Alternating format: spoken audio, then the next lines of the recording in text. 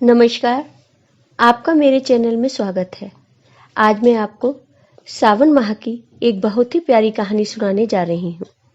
अगर आपको ये कहानी पसंद आए तो कमेंट बॉक्स में ओम नमः शिवाय जरूर लिखिए।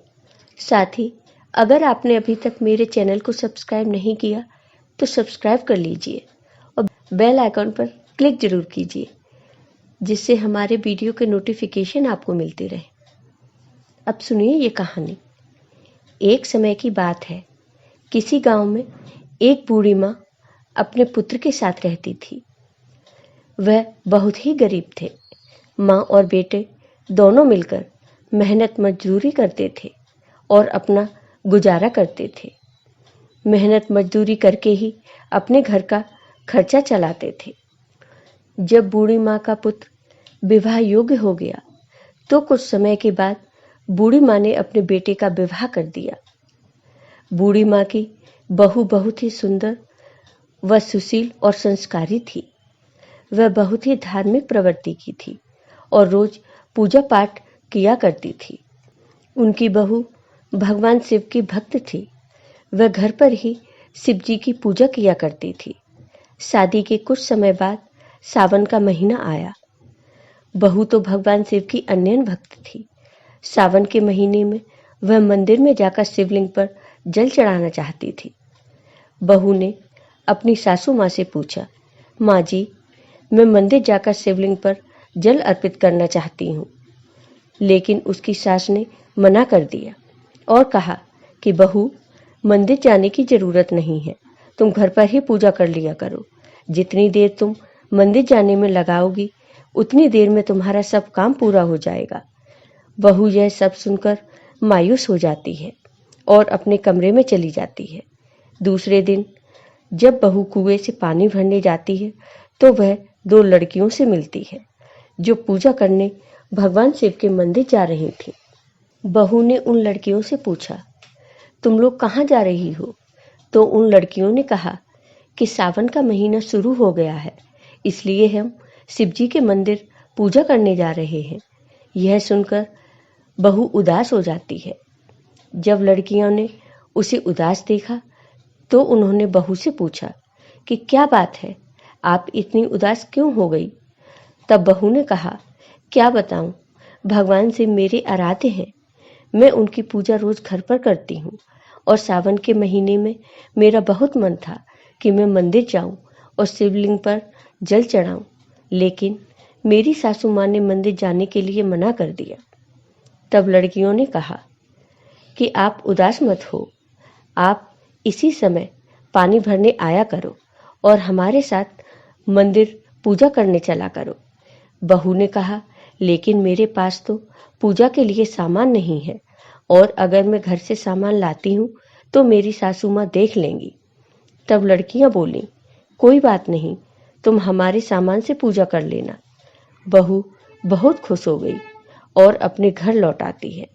अगले दिन बहू उसी समय पानी भरने जाती है। उसे वो लड़कियां मिलती हैं। बहू उनके साथ शिव जी के मंदिर जाती है और शिवलिंग पर जल चढ़ाकर पूजा पाठ करती है और कहती है, हे भगवान, मुझे माफ करना, मैं अपनी सास से झूठ बोलकर मंदिर आती हूँ। ऐसे ही सावन का पूरा महीना बीत जाता है।